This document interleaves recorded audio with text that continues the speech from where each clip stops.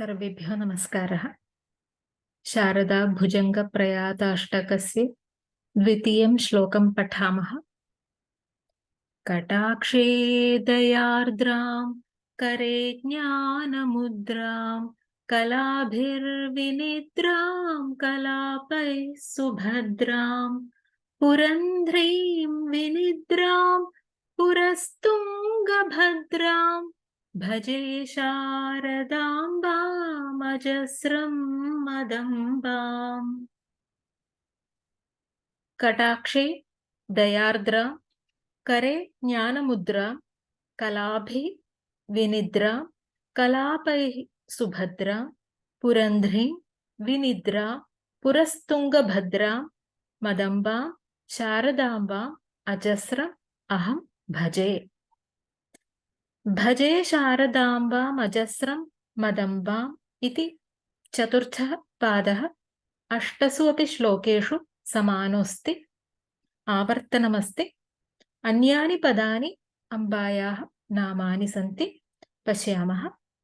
कटाक्षे दयार्द्रां, कटाक्षे अपाङ्गदर्शनचेष्टायां, नेत्रान्तवीक्षणे दयार्द्रा दयया आर्द्रा तां, दयार्द्र दृष्टिरस्ति शारदा मातुः, दया कृपा कारुण्यं दीनेषु परिपाल्यता बुद्धिः कारुण्यम्।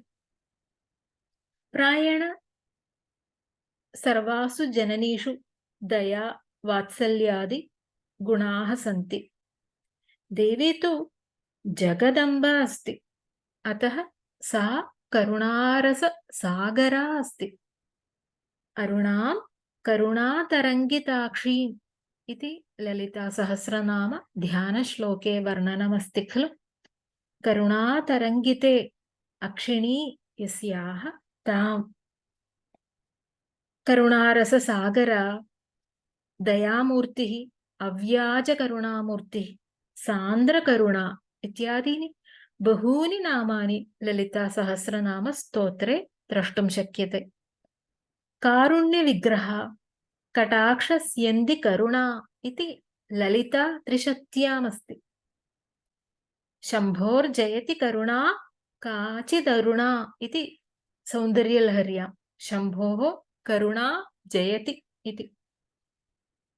अस्तु, कारुण्याकुलनयनां शारदाम्बाम् अहं भजे। अग्रे करे ज्ञानमुद्रां, करे करकमले हस्ताम्बुजे ज्ञानमुद्रां, ज्ञानमेव मुद्रा यस्याः तां, तर्जनि अङ्गुष्ठयोगरूप ज्ञानमुद्रारूपा तां भजे। ज्ञानेन मुदं रातीति ज्ञानमुद्रा, ज्ञानम् अथवा चिदंशं, मुदम् आनन्दांशं द्रावयति आवृणोतीति वा।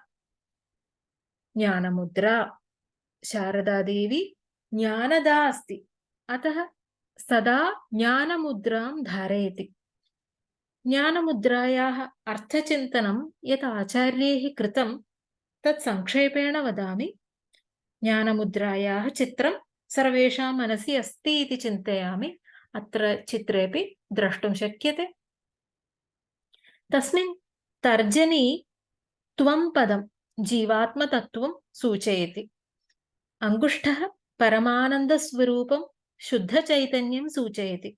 केवलं साक्षी अस्ति। अन्यत् अङ्गुलित्रयं यत् पृथक् अस्ति तत् स्थूलसूक्ष्मकारणशरीरभेदं वा जाग्रत् स्वप्नसुषुप्ति अवस्थाभेदं वा गुणत्रयं वा सूचयति। इदम् अङ्गुलित्रयं त्यक्त्वा तर्जनीम् अङ्गुष्ठेन सह योजनीयम्। जीवात्मा परमात्मा ऐक्यं साधनीयमिति ज्ञानमुद्रया सूच्यते। एवं प्रकारेण ब्रह्मज्ञानं बोधयति देवी शारदा। अग्रे कलाभिः विनिद्रां, विनिद्रां विगता निद्रा यस्याः ताम्, उन्मीलितां प्रकाशिताम् इत्यर्थः। काभिः विनिद्रा अस्ति? कलाभिः विनिद्रा अस्ति। कलाः, कला इत्युक्ते व्यावहारिकदृष्ट्या सङ्गीत-नृत्तवाद्यादिकलाः, चतुष्षष्टिकलाः विद्यारूपाः। कला इत्यस्य अंशः अवयवः इत्यर्थोऽपि अस्ति। तर्हि शिरः पाण्यादि अवयवाः वा अथवा चन्द्रकलाः वा ताः तिथिं सूचयन्ति।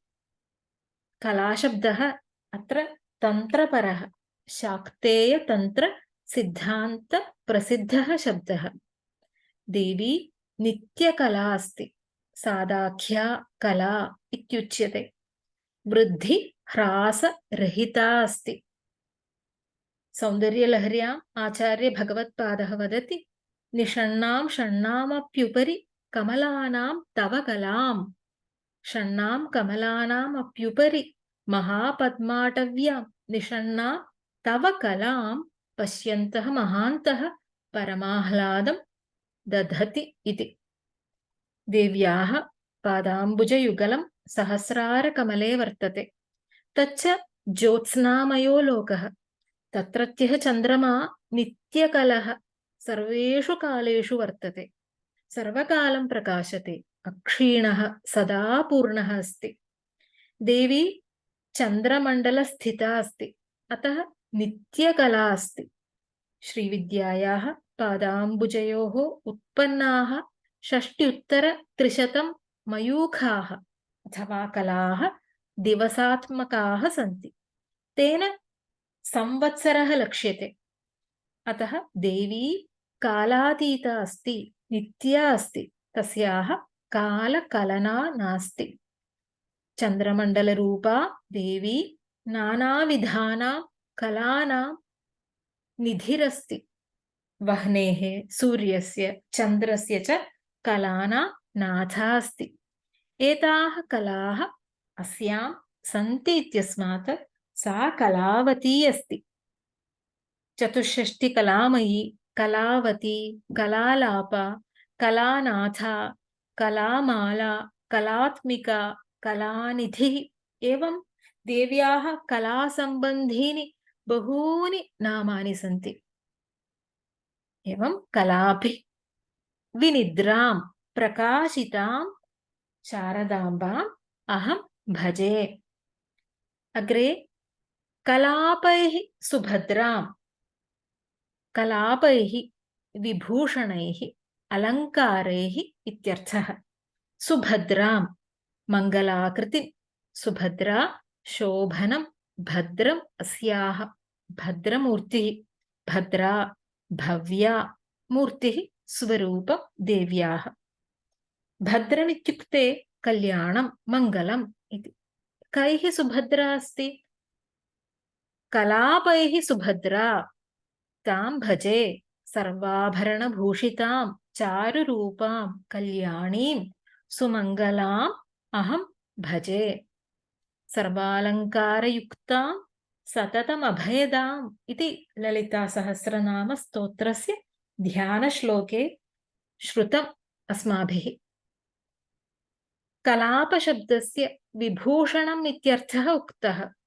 चूडामणिप्रभृति पादाङ्गुलीयपर्यन्तं यानि विभूषणानि सन्ति तानि, तैः सुभद्रा इति वाच्यार्थः। व्यङ्ग्यार्थः वेदान्तमहावाक्यैः आगमतन्त्रैः च आभूषणैः सुभद्रा इति। ताम् अहं भजे।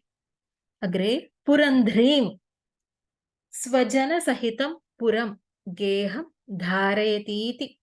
ताम् अत्र कुटुम्बिनी, पतिव्रता इत्यर्थः।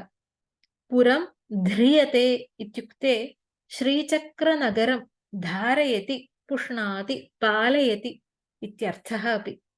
तां भजे। पुरन्ध्री इति नाम अपि तन्त्रसम्बन्धि अस्ति इति आचार्याः सूचयन्ति। पुरं नगरम् इत्यर्थः। श्रीमन्नगरस्य नायिका, अधिपतिः अस्ति देवी। श्रीमन्नगरमेव श्रीचक्रं, चक्रं पुरं च सदनम् आगारं नगरम् इत्यादीनि नामानि सन्ति।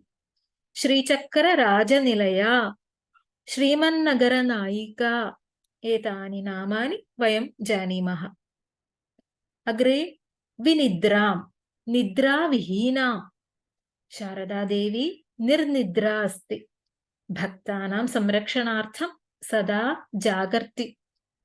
देवानां स्वप्नावस्थाराहित्यं प्रसिद्धमस्ति, अतः अस्वप्नाः, अनिमेषाः इति देवानां नामानि सन्ति। तथा देवी अपि विनिद्रा अस्ति। जागरिणी इति अपरं नाम स्मरामः। पुरस्तुङ्गभद्रां, पुरतः तुङ्गभद्रा यस्याः तां, देव्याः पुरोभागे विमलसलिला तुङ्गभद्रा नदी प्रवहति। तुङ्गभद्रा नदीतीरे अस्ति शृङ्गगिरि शारदामन्दिरम्, अतः तत्रत्याः देव्याः स्तुतिरस्ति इयमिति अनुमीयते। एवं विधां मदम्बां शारदाम्बाम् अजस्र अहं भजे।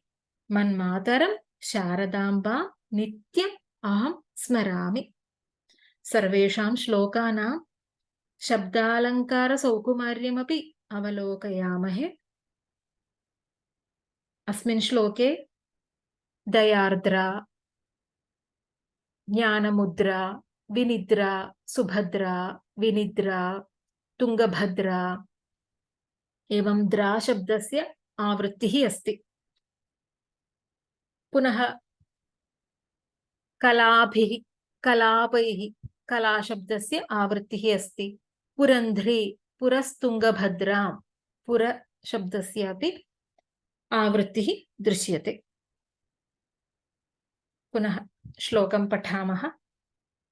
कटाक्षे दयार्द्रां, करे ज्ञानमुद्रां, कलाभिर्विनिद्रां, कलापैः सुभद्रां, पुरन्ध्रीं विनिद्रां, पुरस्तुङ्गभद्रां, भजे शारदाम्बामजस्रं मदम्बाम्। ॐ सर्वे भवन्तु सुखिनः, सर्वे सन्तु निरामयाः, सर्वे भद्राणि पश्यन्तु, मा कश्चित् दुःखभाग् भवेत्। ॐ शान्ति शान्ति शान्तिः। हरिः ओं श्रीगुरुभ्यो नमः। हरिः ओं शारदायै नमः। धन्यवादः।